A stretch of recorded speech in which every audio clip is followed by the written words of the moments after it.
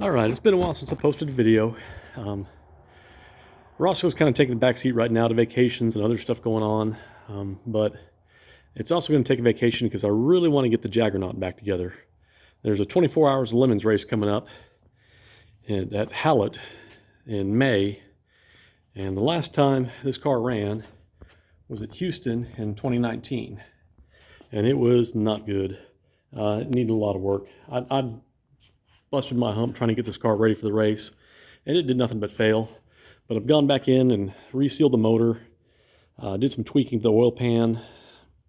I've got it bolted in place. Yeah, I've got it bolted in place, but I don't have the torque converter bolts hooked up yet. I'm going to try and do that tomorrow, and then I'm going to rewire the car all the way. Right now it's got a mishmash of wires. This is the old wiring harness chopped up and reused. Had Lucas Electric, tons of wires that, just basically went from the back of the car to the front to the back to the front for no reason.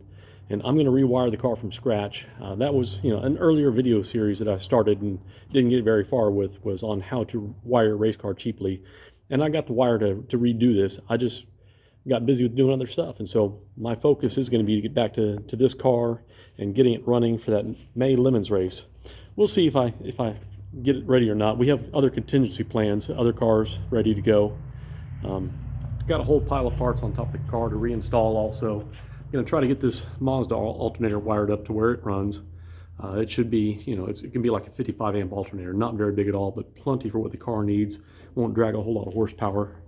I do have a fuel cell in the back now, just a cheap plastic one, but there's a metal bulkhead between that and the driver, so it's Lemons legal. I'm going to have to buy a fire extinguisher setup, and then I also need to replace the power steering rack.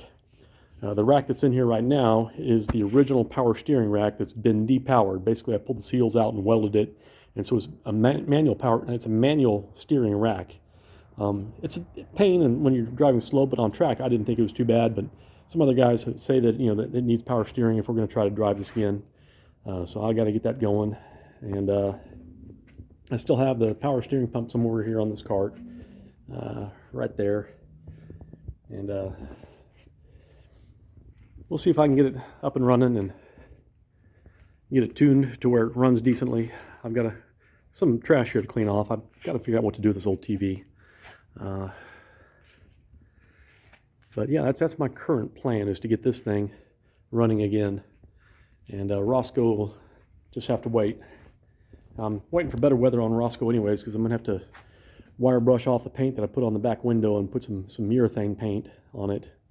And I'd like some better weather for that. I don't want to try painting when it's freezing cold and then waiting a week for it to dry. So anyways, hopefully soon I'll get some more content for everybody to watch. Have a Happy New Year.